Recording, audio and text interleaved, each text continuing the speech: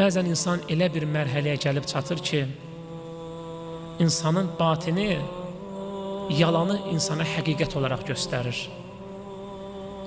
İnsan günah edir, amma batin insana bunu yaxşı kimi göstərir. Elə bilir ki, üzdə yaxşı iş görür. Allah Teala deyir, sizə xəbər verinmi, insanların ən bədbəxti kimdir? İnsanların ən bədbəxti o adamdır ki, Allaha əməl edir, elə bilir ki, yaxşı iş görür. Amma etdiyi əməllərin Allah yanında heç bir dəyəri yoxdur. Heç bir faydası yoxdur Allah yanında həmin əməllərin. Niyə? Çünki özlüyündə zənn edir, elə bilir ki, yaxşı iş görür. Nəfs, batin o qədər xarab olur ki, düzü əyri, əyrini düz göstərir. Bəzəyib düzəldir, 50 mümkün don geyindirir əmələ. Və insan da elə bilir ki, yaxşı iş görür.